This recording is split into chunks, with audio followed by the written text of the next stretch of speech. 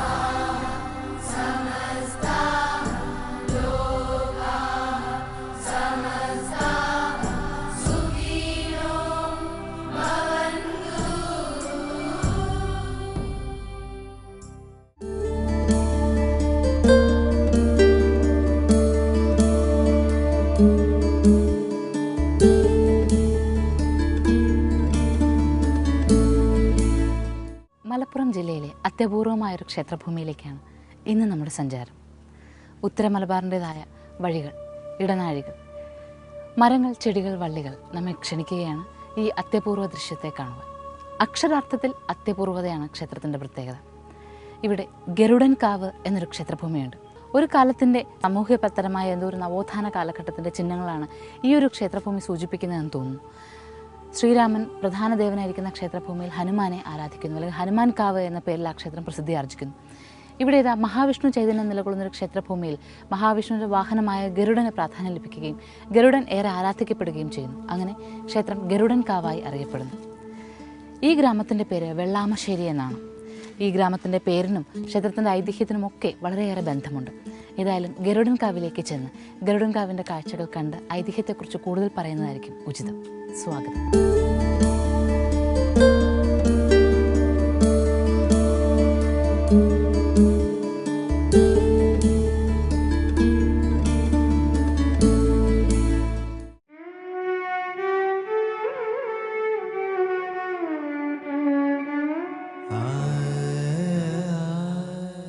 അറിവമ്മ അലിവമ്മ അമൃതമ്മ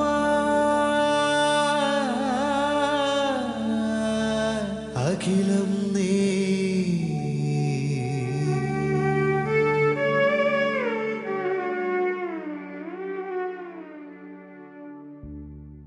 അന്യരിലെ കുറ്റവും കുറവും കാണുകയോ കേൾക്കുകയോ പറയുകയോ ചെയ്യാതെ എല്ലാവരിലും എല്ലാറ്റിലും നന്മ മാത്രം കാണുവാൻ എപ്പോഴും ശ്രദ്ധിക്കണം.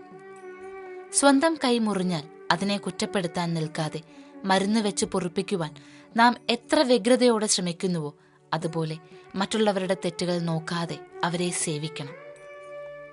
അമ്മയുടെ വാക്കുകൾ നമ്മുടെ തെറ്റുകളെ പൊറുപ്പിക്കട്ടെ.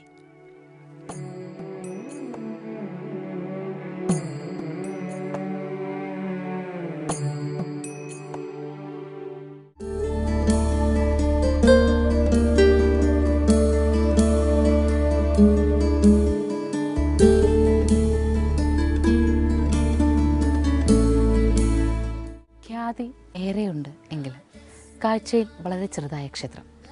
പഴമയുടെ ലക്ഷണത്തിനേക്കാളേറെ പുനരുദ്ധാരണ പ്രവർത്തനത്തിൻ്റെ പുതുകാലത്തിൻ്റെ മുദ്രകൾ ചൂടി നിൽക്കുന്ന ക്ഷേത്രം. അതാണ് യഥാർത്ഥത്തിൽ നാം തിരഞ്ഞു വന്ന വെള്ളാമശ്ശേരിയിലെ ഗരുഡൻ കാവിൻ്റെ ആദ്യത്തെ കാഴ്ച നമുക്ക് നൽകുന്നത്. എന്നാൽ ഏറെ വർഷത്തെ പഴക്കത്തിൻ്റെ ചരിത്രവും വിശ്വാസവും ഐതിഹ്യവും ഇവിടെ ഉറഞ്ഞു കിടക്കുന്നു എന്ന് അതിനെക്കുറിച്ച് കൂടുതൽ പഠനം നടത്തുമ്പോൾ മനസ്സിലാക്കുവാനാകുന്നു. വെള്ളാമശ്ശേരിയിലെ ഗരുഡൻകാവ്, ഇതിൻ്റെ ഐതിഹ്യം. ക്ഷേത്രഭൂമിക്കകത്തേക്ക് ഗോപുരവാതിൽ കടന്നു വന്നാൽ നാം കാണുന്നത് നേരെ തന്നെ ശ്രീകോവിലേക്ക് കടക്കുവാനുള്ള പ്രവേശന കവാടമാണ്. മറ്റൊരു തരത്തിലുള്ള കാഴ്ചകൾ നാം കാണുന്നില്ല. ചെറിയൊരു ബലിക്കല്ലും കാണുന്നു. ഇത്രമാത്രം കാഴ്ചകൾ കണ്ടുകൊണ്ട് എന്നാൽ അകത്തേക്ക്, നാലമ്പലത്തിനകത്തേക്ക് കടക്കുകയും ഐതിഹ്യം മനസ്സിലാക്കുകയും ചെയ്യാൻ നമുക്ക് ആദ്യം.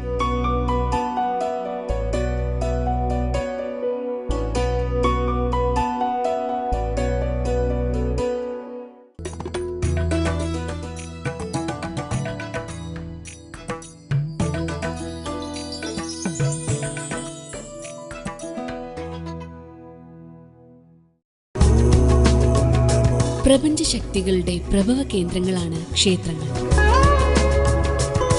ക്ഷേത്രദർശനം ശരീരത്തിനെ ഊർജ്ജസ്വലമാക്കുന്നു, മനസ്സിനെ നിർമ്മലമാക്കുന്നു. ഓരോ ദേശത്തിന്റെയും സംസ്കാരത്തിന്റെയും ജീവിത രീതികളുടെയും അടിത്തറയാണ് ക്ഷേത്രങ്ങൾ. ക്ഷേത്രാചാരങ്ങളും ഐതിഹ്യങ്ങളും വിശ്വാസങ്ങളും അറിഞ്ഞുകൊണ്ട് പുണ്യവീഥികളിലൂടെ ഒരു പ്രദക്ഷിണം. എല്ലാ ഞായറാഴ്ചയും രാവിലെ 7 മണിക്ക് പ്രദക്ഷിണം.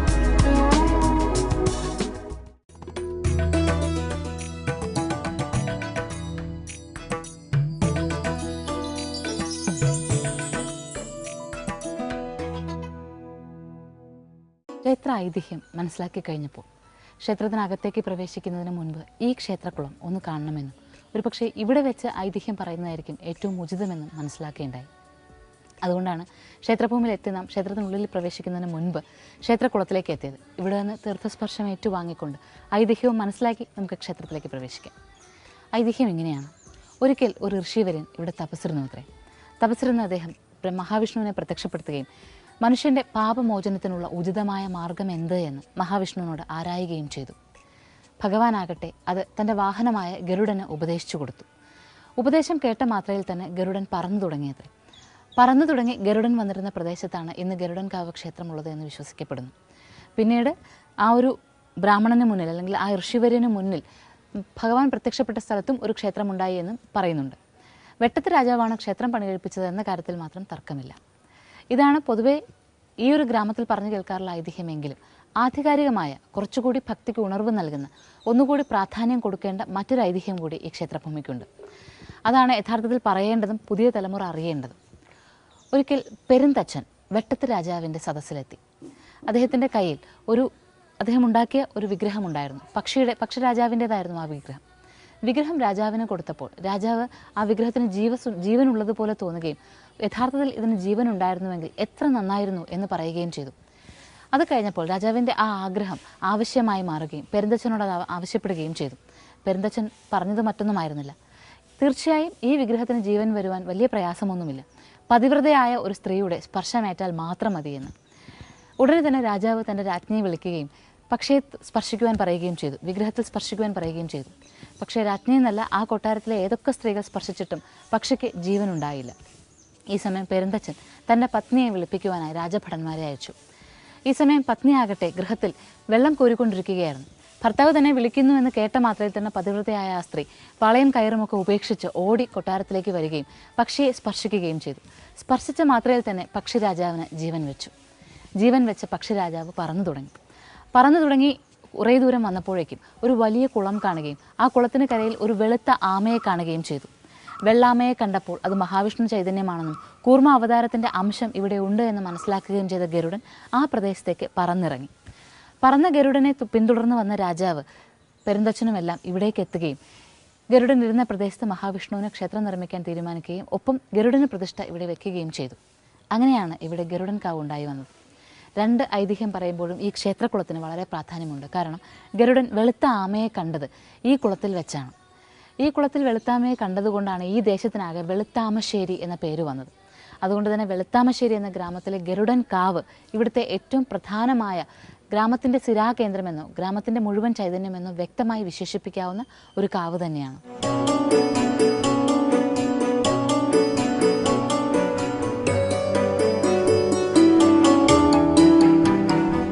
ഭർത്താവ് തന്നെ വിളിക്കുന്നു എന്നറിഞ്ഞ ഉടനെ വെള്ളം കോരിക്കൊണ്ടിരുന്ന പാളയും കയറും ഉപേക്ഷിച്ചു പോയ പെരുന്തച്ഛൻ്റെ ഭാര്യ തിരിച്ച് ഗൃഹത്തിലെത്തിയപ്പോൾ കണ്ട കാഴ്ച എന്തെന്നറിയും?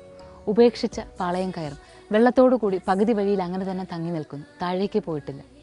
അതാണ് പാതിവൃത്യത്തിൻ്റെ ശക്തി എന്ന് കഥകൾ നമ്മെ പഠിപ്പിക്കുന്നു. മനസ്സറിഞ്ഞ് ശുദ്ധമായ സ്നേഹം എപ്പോഴും ഈശ്വരാംശമുള്ളത് തന്നെയാണ് എന്ന് വേണം നമുക്ക് ഈ കഥയിൽ നിന്ന് അല്ലെങ്കിൽ ഈ ഐതിഹ്യത്തിൽ നിന്ന് മനസ്സിലാക്കാം.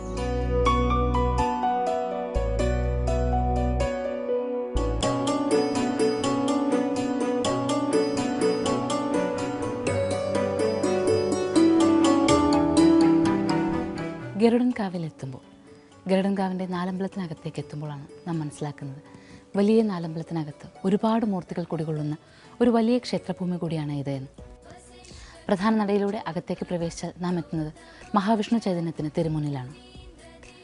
മഹാവിഷ്ണു ചൈതന്യത്തെ ദർശിച്ചു കഴിഞ്ഞാൽ പിന്നീട് തൊട്ടരികിലായി ശ്രീചക്രം പ്രതിഷ്ഠ കാണാം. ശ്രീചക്രം സങ്കല്പം മാത്രമേ ഇവിടെയുള്ളൂ, പ്രതിഷ്ഠയില്ല. പ്രതിഷ്ഠയില്ലാതെ ശ്രീചക്രത്തെ സങ്കല്പിച്ച് പ്രാർത്ഥിച്ച് ആ പ്രാർത്ഥനയുടെ മുഴുവൻ ഉണർവ് നേടിക്കഴിഞ്ഞാൽ പിന്നെ നാം തൊട്ടരികിലായി ഗണപതി സാന്നിധ്യത്തെ കാണുന്നു. ഇതൊക്കെയും ഒറ്റ ശ്രീകോവിലിൽ തന്നെയാണ് ഉള്ളത് എന്നത് സവിശേഷതയാണ്.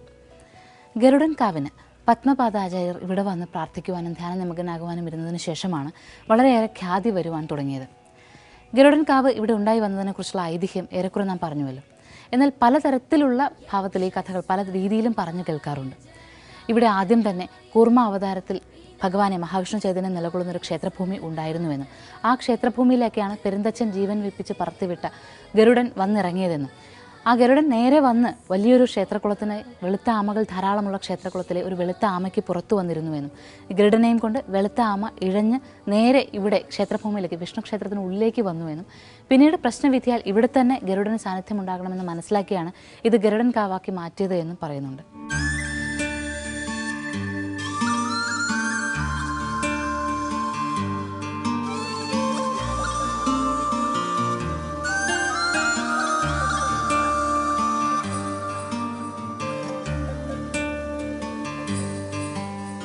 ചതുർബാഹുവായ മഹാവിഷ്ണുവാണ് ഇവിടെ പ്രതിഷ്ഠിക്കപ്പെട്ടിരിക്കുന്നത്. എന്നാൽ കൂർമ്മ അവതാരത്തിലെ സങ്കല്പ പൂജകളാണ് ഇവിടെ നടത്തുന്നത്. ഇരുതട്ടുകളുള്ള ചതുര ശ്രീകോവിലാണ്. ശ്രീകോവിലിന് നന്നേ പഴക്കമുണ്ട് എന്ന് നമുക്ക് മനസ്സിലാക്കാം. ഈ ശ്രീകോവിലിനോട് ചേർന്ന് തന്നെയാണ് ശ്രീചക്രത്തിൻ്റെ സങ്കല്പമുള്ളത് എന്ന് പറഞ്ഞുവല്ലോ. എന്നാൽ ഗണപതിക്ക് വേണ്ടിയിട്ടുള്ള ശ്രീകോവിൽ പിന്നീടൊരു കാലത്ത് ചേർത്തതാണോ എന്ന് സംശയം തോന്നത്തക്ക രീതിയിൽ ഒരല്പം മാറി നിൽക്കുന്നു. പ്രതിഷ്ഠയുടെ രീതിയിൽ നിന്ന് ആ പഴയ ശ്രീകോവിലിനോട് ചേർന്ന് ഒന്ന് മാറി നിൽക്കുന്ന രീതിയിലാണ് കാണുന്നത്. കറുത്തെടുത്ത് മനക്കാർക്കായിരുന്നു അന്ന് തന്ത്രി ആയിട്ടുണ്ടായിരുന്നത്. തന്ത്രിയുടെ നിർദ്ദേശപ്രകാരമാണ് ഇവിടെ നേരെ ഈ ക്ഷേത്രത്തിന്, ഇപ്പോൾ മഹാവിഷ്ണു സാന്നിധ്യമുള്ള ക്ഷേത്രഭൂമിക്ക് പുറകിലായി ഗരുഡൻകാവ് പ്രതിഷ്ഠിക്കുവാൻ തുടങ്ങിയത് അല്ലെങ്കിൽ പ്രതിഷ്ഠിക്കുവാൻ തീരുമാനിച്ചത്. ഏതായാലും മഹാവിഷ്ണു ക്ഷേത്രഭൂമിയിലെത്തിയാൽ തൊട്ടരികിലായി പിന്നീടൊരു കാലത്ത് ശങ്കരനാരായണ പ്രതിഷ്ഠയും ശിവന് സാന്നിധ്യവും പരിവാര സമേതമുള്ള പ്രതിഷ്ഠയും നടത്തുകയുണ്ടായി. അതുകൊണ്ട് ഈ ക്ഷേത്രഭൂമിയിൽ ഇപ്പോഴെത്തിയാൽ മഹാവിഷ്ണു ദർശനം നമുക്ക് ലഭിക്കുന്നു, മഹാഗണപതി സാന്നിധ്യമുണ്ട്, ശങ്കരനാരായണ ദർശനവും ശിവദർശനവും ഒരുമിച്ച് നടത്താമെന്നുള്ള വലിയ പ്രത്യേകതയുണ്ട്. ഇതാണ് പ്രധാന ശ്രീകോവിൽ ആദ്യം തന്നെ എത്തിയാൽ നമുക്ക് ആദ്യം തന്നെ ദർശിക്കുവാനുള്ള ഈശ്വരമൂർത്തികൾ. എന്നാൽ ഗരുഡൻകാവ് എന്ന പേരിന് കാരണമായ ഗരുഡമൂർത്തിക്കരികിലേക്കാണ് ഇനി നാം ചെല്ലുന്നത്.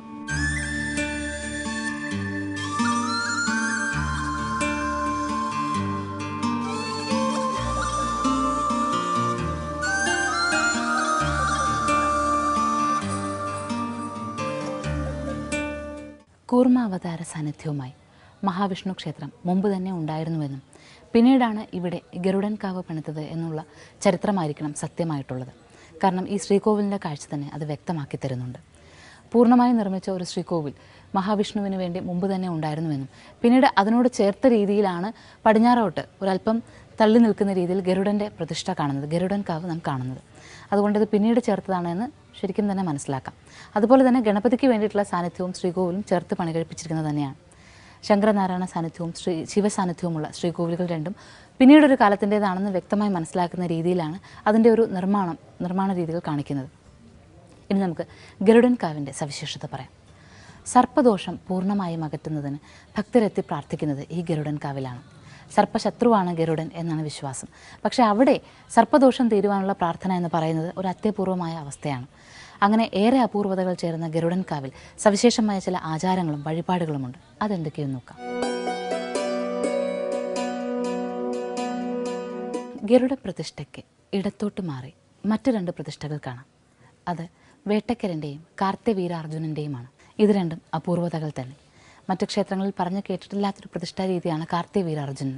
അതിവിടെയുണ്ട് എന്നുള്ളതും ഗരുഡൻ കാവിൻ്റെ പ്രത്യേകതയായി എടുത്തു പറയുമ്പോൾ സർപ്പദോഷം തീർക്കുവാനുള്ള പ്രാർത്ഥന അതുമാത്രമല്ല, പക്ഷിപീഠ എന്ന ശിശുക്കളെ ബാധിക്കുന്ന അവസ്ഥ അത് മാറുന്നതിനും ഇവിടെ ഏറെ പ്രാർത്ഥനകൾ നടത്താറുണ്ട്.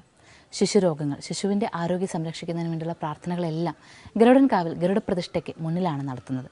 ത്വക്ക് രോഗങ്ങൾ, പാണ്ഡുരോഗങ്ങൾ അങ്ങനെയുള്ളതെല്ലാം മാറുന്നതിന് വേണ്ടിയിട്ടുള്ള പ്രാർത്ഥനകളും ഇവിടെ നടക്കാറുണ്ട്. സർപ്പരൂപങ്ങൾ നടക്കി വയ്ക്കുക, പക്ഷിരൂപം നടക്കി വയ്ക്കുക, അതൊക്കെ പക്ഷിരാജാവിൻ്റെ മുന്നിലെ പ്രാർത്ഥനയുടെ പ്രത്യേകതയാണ്.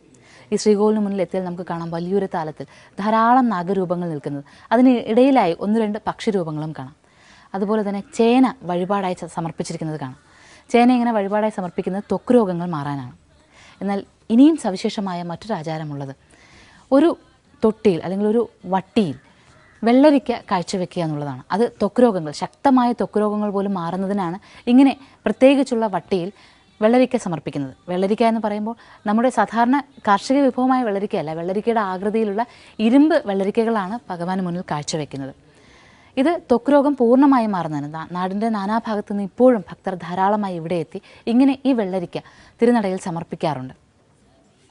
പിന്നെ കർഷകർ തങ്ങളുടെ കാർഷിക വിളകൾ പക്ഷികളോ മറ്റു മൃഗങ്ങളോ ആക്രമിക്കാതിരിക്കുവാൻ വേണ്ടി പ്രാർത്ഥിക്കുന്നതും ഇതേ പക്ഷിരാജാവിന് മുന്നിൽ തന്നെ. അങ്ങനെ പ്രകൃതിയുമായി സമരസപ്പെട്ടു പോകുന്ന ജീവിതത്തിൻ്റെ എല്ലാ താളവും എല്ലാ ലയവും നമുക്ക് ഇവിടെ എത്തിയാൽ കാണുവാനും അറിയുവാനുമാകും.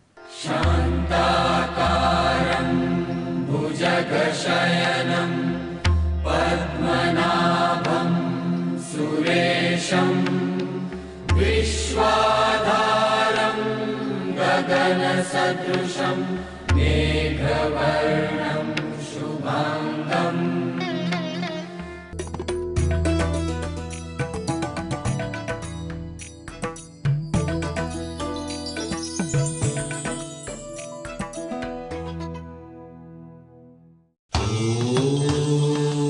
നാമജപത്തിന്റെ ഐശ്വര്യവുമായി ഭഗവതി ഹേശിതി കണ്ഠ കുടുംബിനി ഭൂരി കുടുംബിനി ഭൂരി കൃതേ. ഉപനിഷത്തിന്റെ പൊരുൾ തേടി സംവത്സരങ്ങൾ കഴിഞ്ഞാൽ പോലും അജ്ഞാനികൾക്ക് ഈശ്വരൻ എവിടെയാണെന്നറിയില്ല. ഭാഗവത കഥാസാരവുമായി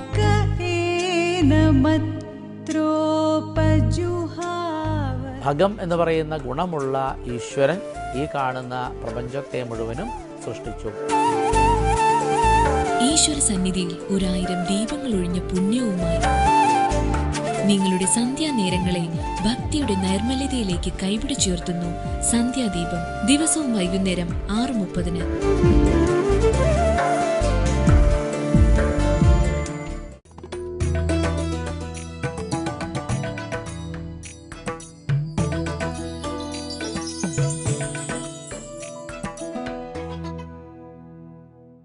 ഇതാണ് ഇവിടെ വട്ടിയിൽ സമർപ്പിക്കാറുള്ള വെള്ളരിക്കകൾ.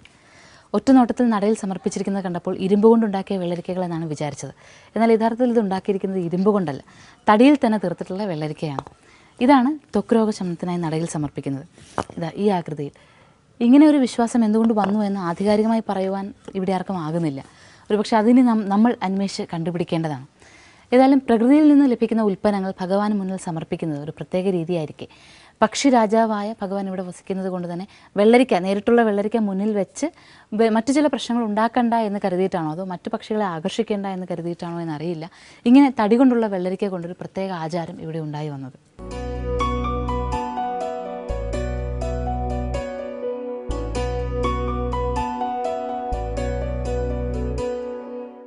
സർപ്പദോഷമുള്ളവർ ഇവിടെ എത്തി ഗരുഡ പഞ്ചാക്ഷരി മന്ത്രം തീർത്ഥം സേവിച്ച മുഴുവൻ സർപ്പദോഷങ്ങളും ഇല്ലാതെയാകുന്നു.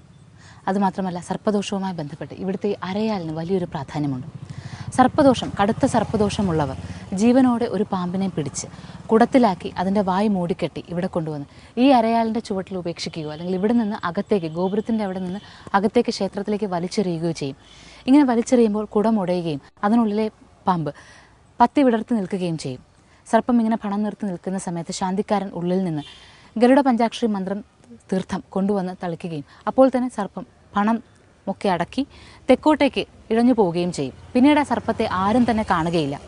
ആ സർപ്പം ഗരുഡന് ഭക്ഷണമായി തീർന്നു എന്നാണ് വിശ്വാസം. ഇങ്ങനെ ധാരാളം പേർ ഇവിടെ വന്ന് ജീവനോടെ തന്നെ നാഗങ്ങളെ ഉപേക്ഷിച്ച്, ഈ അരയാലിന് ചുവട്ടിൽ നാഗങ്ങളെ ഉപേക്ഷിച്ച് പോകുന്ന ഒരു രീതിയും ഉണ്ടായിരുന്നു. സർപ്പങ്ങളെ കൊണ്ട് ശല്യങ്ങൾ ഏറെയുള്ളവർ, അല്ലെങ്കിൽ സർപ്പശല്യം സർപ്പദോഷം ഏറെയുള്ളവർ ഇങ്ങനെ നാഗങ്ങളെ ഇവിടെ കൊണ്ടൊന്ന് ഉപേക്ഷിച്ച് പോകുമ്പോൾ അവരുടെ സർപ്പദോഷം പൂർണ്ണമായി തീർന്നു എന്നാണ് വിശ്വാസം. ആ സർപ്പങ്ങളാകട്ടെ എല്ലാം ഗരുഡന് ഭക്ഷണമായി തീർന്നു എന്ന് വിശ്വസിക്കപ്പെടുമ്പോൾ അതിലൊരു സത്യം, അല്ലെങ്കിൽ അങ്ങനെ നാഗങ്ങൾ അപ്രത്യക്ഷമായി തന്നെ പോകുന്നു എന്ന് വിശ്വസിക്കാനൊരു കാരണമുണ്ട്. അങ്ങനെ പോയില്ലായിരുന്നുവെങ്കിൽ ഈ ഒരു പ്രദേശം മുഴുവനും വലിയൊരു നാഗക്കാവ്, നാഗക്കാടായി മാറുവാൻ, അത്രമാത്രം സർപ്പങ്ങളെ കൊണ്ട് നിറയുവാൻ പാകത്തിന് സർപ്പങ്ങളെ ഇവിടെ ഇങ്ങനെ സർപ്പദോഷമുള്ളവർ കൊണ്ട് സമർപ്പിച്ചിട്ടുണ്ട്. അതുകൊണ്ട് ഈ നാഗങ്ങൾ അപ്രത്യക്ഷമായില്ല എങ്കിൽ പിന്നെ അത് എവിടെ പോയി എന്നുള്ളത് വലിയൊരു ചോദ്യമായി മാറുകയും ചെയ്യുന്നു. ഏതായാലും സർപ്പദോഷം തീരുക എന്നുള്ളത് പലരെയും അലട്ടുന്നൊരു വലിയ പ്രശ്നമാണ് സർപ്പദോഷം. ഇവിടെ ഇതാ ഒരു ആശ്വാസമുണ്ടാകുന്നു. ഇവിടെ വന്ന് പ്രാർത്ഥിച്ചാൽ, ഇവിടെ വന്ന് ഭജനം പാർത്താൽ, ഇവിടുത്തെ എണ്ണ പുരട്ടിയാൽ, ഇവിടുത്തെ മഞ്ഞപ്പായസം ഭക്ഷിച്ചാൽ, പ്രസാദം എടുത്താൽ ഒക്കെ സർപ്പദോഷം പൂർണ്ണമായും ഇല്ലാതെയാകും. അതുമാത്രമല്ല, വിഷം തീണ്ടിയവർ ഇവിടെ വന്ന് സർപ്പവിഷം തീണ്ടിയവർ ഇവിടെ പ്രത്യേകിച്ച് ചികിത്സ ലഭിക്കുന്നു എന്നുള്ളതും, ഇവിടെ വന്ന് പ്രാർത്ഥിച്ചാൽ സർപ്പവിഷം പൂർണ്ണമായും ഇല്ലാതെയാകുന്നു എന്നുള്ളതും ഒക്കെ ഒരു വലിയ അത്ഭുതമായി തന്നെ നമുക്ക് എടുത്തു പറയാം.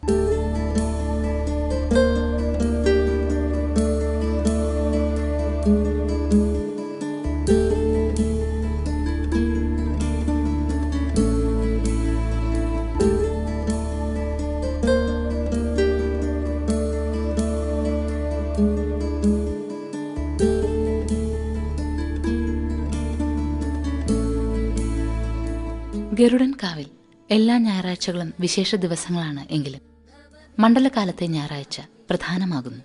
അതുപോലെ തന്നെ പ്രത്യേകതയുള്ളതാണ് ഇവിടുത്തെ പ്രസാദം, പ്രധാന നൈവേദ്യം. കേരളത്തിലെ ഒരു ക്ഷേത്രത്തിലുമില്ലാത്ത മഞ്ഞ പായസമാണ് ഇവിടുത്തെ പ്രധാന നൈവേദ്യം.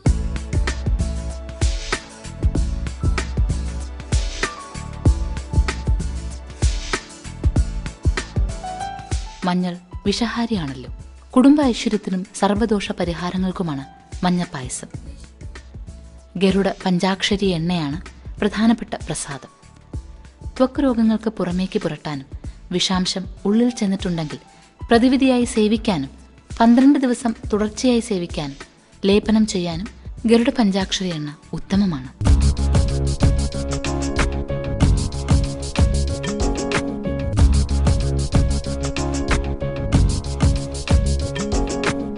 സർവാഭീഷ്ട സിദ്ധിക്കായി ഇളനീരും പഴവും വഴിപാട് നൽകുന്നത് ഇവിടെ പ്രസിദ്ധമാണ്. ഇളനീരിനോടൊപ്പം ഏതു പഴവും നേദിക്കാം. പക്ഷിയുമായി ബന്ധപ്പെട്ട്, അല്ലെങ്കിൽ പക്ഷി രാജാവ് ഇവിടെ നിലകൊള്ളുന്നത് കൊണ്ടാണ് ഇങ്ങനൊരു വിശ്വാസം വന്നത്. പാമ്പും മുട്ടയും നടക്കി വയ്ക്കുന്നത് സർവ്വദോഷങ്ങളും സന്തതി ദോഷങ്ങളും അകറ്റാനാണ്.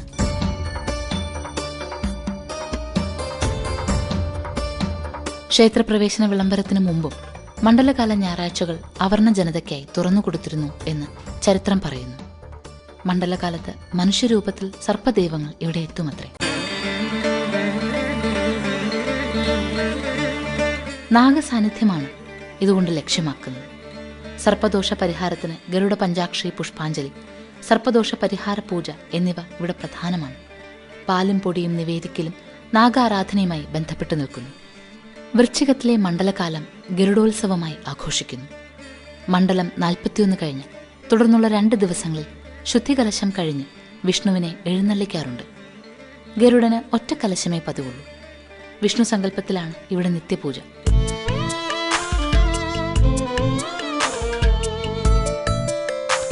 ഗരുഡന്റെ സ്വാമിയാണല്ലോ വിഷ്ണു. വിഷ്ണു അനന്തന്റെ പുറത്താണ് ശയിക്കുന്നത്. നാഗവുമായി ഇങ്ങനൊരു ബന്ധവും ക്ഷേത്രത്തിന് പറയാം.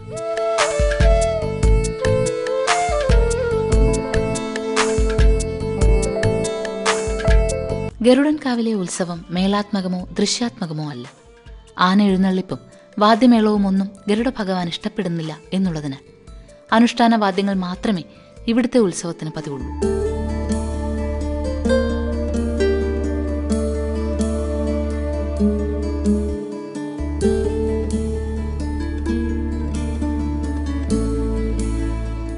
ഈ പറഞ്ഞതും അറിഞ്ഞതുമായ എല്ലാ വിശേഷങ്ങളും വൈവിധ്യങ്ങളും ഗരുഡൻ കാവിൻ്റെ വലിയ പ്രത്യേകതയാകുമ്പോൾ നാം അറിയുന്നു കേരളത്തിൻ്റെ വലിയ വലിയ പുതുമകൾ.